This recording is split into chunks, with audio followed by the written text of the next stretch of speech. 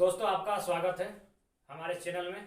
हमने अपने पिछले दो वीडियो में आपको राज्यसभा का चुनाव और राष्ट्रपति के चुनाव के बारे में बताया कि उसमें लोग वोटिंग कैसे करते हैं। उसमें एक विशेष बात आपको बार बार बता रहे थे कि एक व्यक्ति अलग अलग पोस्ट के लिए वोट नहीं करता है, बल्कि वह एक ही बैलेट पेपर में जितने भी लोग खड़े हैं उस पोस्ट के लिए सबको वोट देता है। लेकिन किसी को फर्स्ट चॉइस देता है, किसी को सेकेंड चॉइस देता है, किसी को थर्ड चॉइस देता है। इसी प्रकार वो सबको चॉइस देता है। तो वो थोड़ा सा अगर आप समझ में नहीं पाए तो आज हम लोग उसको क्लियर कर देंगे। लेकिन उससे पहले जान ले कि चुनाव दो प्रकार के होते हैं। एक प्रत्यक्ष चुनाव जिसमें जनता डायरेक्ट वोट करती है, प्रत्यक्ष चुनाव जिसमें जनता सीधा वोट करती है। जैसे विधायक जी को चुनती है जनता सीधा, लोकसभा के जो सांसद होते हैं उनको सीधा चुनती है जनता वोट डालकर, मुखिया जी को चुनती है, मेयर साहब जो नगर में होते हैं उनको चुनती है, जिला परिषद को जनता चुनने का काम करती है सीधा वोट डाल के, जिनका उम्र 18 साल हो, जो उस क्षेत्र के हों और मतदाता सूची में उनका नाम हो, जिसे हम लोग प्रत्यक्ष चुनाव कहते हैं। लेकिन अप्रत्यक्ष चुनाव में क्या होता है कि जनता वोट नहीं करती है, बल्कि जनता जिनको वोट करके भेजते हैं विधानसभा में अथवा लोकसभा में, वे लोग प्रत्याशी को वोट करते हैं, जिसे हम अप्रत्यक्ष चुनाव करते हैं। जिसमें विशेष रूप से राष्ट्रपति और राज्यसभा के बारे में हमने डिस्कस किया था और उसमें डिस्कस भी किया था कि कैसे एक विधायक एक ही मतपत्र में सभी को अपना वोट देता है, लेकिन प्रीफरेंस के आधार पे 1 2 3 4 5 6 7 8 इस प्रकार करके। तो आज हम लोग थोड़ा सा जानने का प्रयास करेंगे। और अगर इस वीडियो को आप देखते हैं, उसके बाद मेरा जो दो वीडियो अपलोड हुआ है उसको देखते हैं, तो आपको आसानी से क्लियर हो जाएगा कि जो अप्रत्यक्ष चुनाव होते हैं जिनमें राष्ट्रपति और मैंने राज्यसभा की बात कही, वह किस प्रकार चयनित होते हैं और वोट डालने वाले किस तरीके से वोट डालते हैं और अंत में परिणाम कैसे बनकर सामने आता है। तो सबसे पहले प्रत्यक्ष चुनाव जिसमें जनता सीधा वोट करती है, उसमें क्या होता है, जैसे हम लोग विधायक का चुनाव मान लेते हैं, उसमें प्रत्याशी खड़े A B C D। अब आपको अगर A को वोट देना है, उनका चुनाव चिन्ह होता है। प्रत्यक्ष चुनाव जो होता है जिसमें जनता वोट करती है, उसमें जितने भी कैंडिडेट्स हैं, उम्मीदवार, उनको चुनाव चिन्ह आवंटित किया जाता है चुनाव आयोग के द्वारा। लेकिन जो अप्रत्यक्ष चुनाव होते हैं यानी राष्ट्रपति और राज्यसभा का चुनाव, उसमें चिन्ह नहीं होता है, उसमें चुनाव का चिन्ह नहीं होता है, उनका केवल नाम होता है। उस नाम के आगे आपको लिखना पड़ता है चॉइस के आधार पे, फर्स्ट सेकंड थर्ड ये सब लिखना पड़ता है कि हाँ इसको हम पहले चॉइस पे राज्यसभा संसद होते हुए देखना चाहते हैं। लेकिन प्रत्येक चुनाव में क्या होता है, A B C D मान के चलिए ये प्रत्याशी हैं, आपका जो विधानसभा का सीट है, आपका जो इलाका है, वहां से चार लोग खड़े हैं। अब आपको मान के चलिए यहाँ आपको A पसंद है, तो आप क्या कीजिएगा, A का जो चुनाव चिन्ह है जैसे गेंद छाप, वहां आप जाके उसके बगल में जो बटन है उसको आप दबा दीजिएगा। ये आपका वोट चला गया, आपको इससे कोई मतलब नहीं, इसको आपने देखने भी नहीं गए, इसको वोट देना है कि नहीं, ऐसे भी जब आपने इसको वोट किया तब आपका वोट यही समाप्त हुआ, क्योंकि आप एक ही वोट कर सकते हैं। लेकिन इसीलिए हम समझा रहे थे और इस वीडियो में थोड़ा सा ये प्रीफरेंस, ये जो पृष्ठभूमि हम लिए थे इसीलिए कि राज्यसभा का जब चुनाव होगा तो उसमें क्या होगा, आपको इनको भी वोट देना होगा, इनको भी देना होगा, इनको भी देना होगा। लेकिन प्रत्येक चुनाव जिसमें जनता वोट करती है, उसमें विशेष बात क्या है कि भैया आपको जो पसंद आया, जिसको आप जिताना चाहते हैं, उसको वोट देके आ गए। इससे हमको कोई मतलब नहीं बाकी तीन से। किसमें, प्रत्यक्ष चुनाव में जिसमें जनता वोट करती है। लेकिन जो अप्रत्यक्ष चुनाव होता है जिसमें विधायक लोग, सांसद लोग वोट करते हैं राष्ट्रपति अथवा राज्यसभा संसद के लिए, उसमें सबको वोट करना पड़ता है। ए अगर पहला पसंद है तो उसको A लिख 1 चॉइस देंगे, दूसरा चॉइस देंगे, तीसरा चॉइस देंगे और चौथा चॉइस देंगे। वोट आपको एक हो गया, पहला चॉइस आपको एक हो गया, लेकिन इनको भी आपको चॉइस करना होगा कि अगर। चलिए दोस्तों, वीडियो के आखिरी पड़ाव में है, हम लोग बहुत ही आसानी से समझ जाएंगे। जो हम बार बार आपको कहते थे कि वोट का प्रीफरेंस देना पड़ता है, वरीयता के आधार पर राज्यसभा और राष्ट्रपति को वोट देना पड़ता है, उसमें आप एक को नहीं बल्कि सबको वोट देना पड़ता है। तो कैसे समझ जाएंगे, तो सबसे पहले मान के चलिए हम किसी एक राज्य का उदाहरण लेते हैं। हालांकि जितना विधायक का नाम लिखे ये सब झारखंडी नाम है, तो हम उदाहरण लेते हैं कि वहां 2 सीट खाली है राज्यसभा की, वहां 2 सीट खाली है, कुल विधायक 10 है, 10 को नाम ले ली, 10 नाम ले ली, 10 को वोट करना है।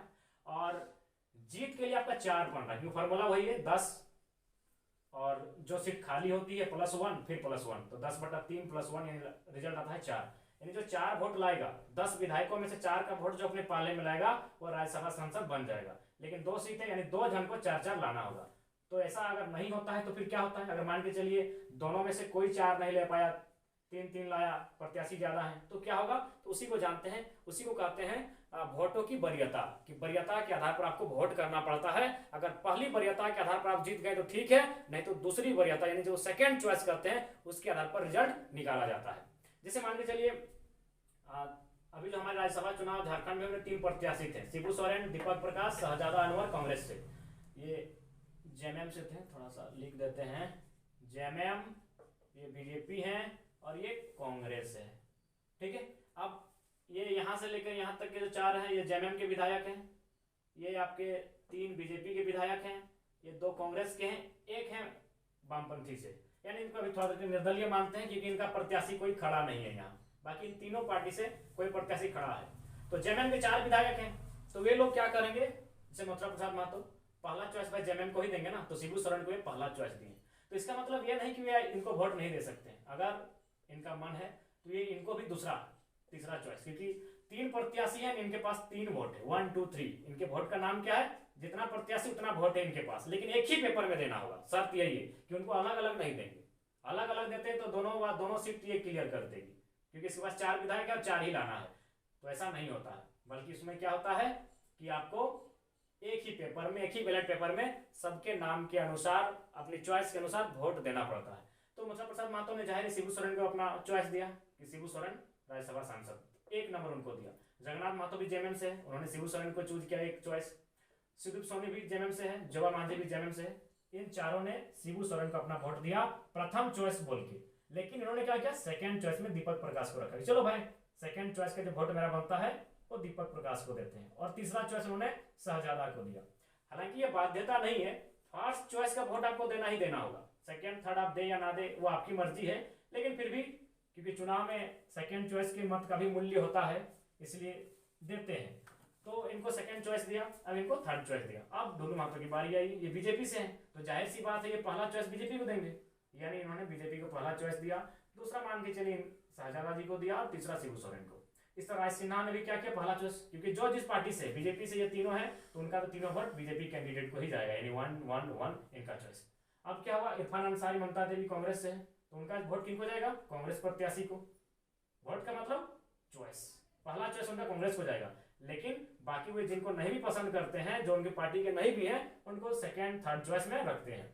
विनोद सिंह जी, उनको मान के चलिए उन्होंने पहला चॉइस कांग्रेस को दिया। अब क्या हुआ देखिए, यहाँ गिनती करते हैं, शिबू सोरेन उनको मिला है इस लाइन में वोटिंग, एक फर्स्ट चॉइस उनको मिला है, 1 2 3 4 विधायक ने उनको फर्स्ट चॉइस रखा है। जब फर्स्ट चॉइस में ही उनको 4 वोट मिल गया, तो अब तो हमको थर्ड और सेकंड चॉइस पर चर्चा करने की आवश्यकता नहीं है, क्योंकि फर्स्ट चॉइस में इनको 4 वोट मिले और 4 वोट से ही आपका एक सांसद क्लियर हो रहा है राज्यसभा का। तो शिबू सोरेन यहाँ से जीत गए, क्योंकि इनको प्रथम वरीयता का वोट 4 को मिल चुका है। अब देखते हैं दीपक प्रकाश जी की, और एक सीट हमारे पास खाली है, 2 सीट खाली है तो और एक भरना है। इनको 3 वोट मिला है, लेकिन भैया जितने के लिए 4 वोट चाहिए, यानी अभी रुक गया इनका भी नैया, अभी डगमा गई, इनको भी 3 वोट। अब तो मजा आ गया, दोनों बराबर है। अब क्या होगा, इसीलिए कहते हैं सेकंड चॉइस का वोट आपको करना पड़ता है। तब हम सेकंड चॉइस को देखेंगे कि सेकंड चॉइस दीपक प्रकाश को कितने लोगों ने रखा है अपनी दूसरी पसंद। तो अपनी दूसरी पसंद दीपक प्रकाश को 4 लोगों ने रखा है, तो शहजादा जी को 3 लोगों ने रखा है। तो देखिए यहाँ पे रिजल्ट आ गया, इनको 4 लोगों ने रखा है, इनको 3। यहाँ तो एक चॉइस यानी प्रथम चॉइस तो बराबर हो गया था 3-3, लेकिन यहाँ 4 लोगों ने, यानी 4 और 3 7, और इनका हुआ 3 3 6, यानी अब यहाँ से दीपक प्रकाश जी भी राज्यसभा सांसद चयनित कर लिए जाएंगे, क्योंकि 2 सीटें खाली हैं, एक सीट दूसरा सीट। तो यहाँ जो सेकंड चॉइस का वोट का जो हमको जरूरत पड़ा इस चुनाव में गिनती के लिए, इसी को कहते हैं द्वितीय चक्र की मतगणना। तो ये है आपका लॉजिक, ये आपका फंडा कि अप्रत्यक्ष चुनाव जो राज्यसभा सांसद के लिए होता है, उसमें विधायक सभी प्रत्याशियों को वोट करते हैं, लेकिन चॉइस अलग होता है, किसी को फर्स्ट चॉइस, किसी को सेकंड, किसी को थर्ड। जितना प्रत्याशी, अगर 10 प्रत्याशी हैं तो उनको 10 नंबर तक चॉइस देना पड़ता है, और लास्ट में काउंटिंग क्या होती है, पहली चॉइस किसको कितना मिला है। अगर पहली चॉइस में रिजल्ट दोनों का आ जाता है, दोनों सीटों का, तो दोनों वही क्लियर हो गए। लेकिन अगर पहली चॉइस में एक सीट क्लियर होती है और एक सीट फंसती है, तो फिर हम लोग सेकेंड चॉइस की गिनती करते हैं। सेकेंड चॉइस में जो फिर ज्यादा होगा, जो भारी होगा, वह विजयी होगा। अगर मान के चले सेकेंड चॉइस भी मान के चले इनका 3, इनका भी 3 रह जाता, तो हम लोग थर्ड चॉइस को गिनते हैं। तो इस प्रकार करके राज्यसभा संसद जो प्रत्यक्ष चुनाव होता है उसमें वोटों की गिनती की जाती है। इसमें केवल और केवल जो विधायक लोग हैं वही लोग वोट देते हैं। ये हमारे झारखंड के सभी विधायक हैं और ये तीनों प्रत्याशी जो अगली बार राज्यसभा हुआ उसमें तीनों प्रत्याशी थे। तो इसको हमने उदाहरण के माध्यम से समझने के लिए लिया था। आशा करते हैं आप समझ गए होंगे कि अप्रत्यक्ष चुनाव में जो बार बार हम अपने 2 वीडियो में जिक्र कर रहे थे, वोट का वरीयता, वोट का प्रीफरेंस, उसको आप समझ गए होंगे। 1 चॉइस किसको, सेकेंड चॉइस किस आधार पे और थर्ड चॉइस का मतलब। आशा करते हैं आपको वीडियो अच्छा लगा होगा और साथ ही जो पूर्व के वीडियो हैं उनको डिस्क्रिप्शन बॉक्स में हम लोग डाल देंगे ताकि आपको समझने में कठिनाई ना हो। जय हिंद, वंदे मातरम, जोहार झारखंड।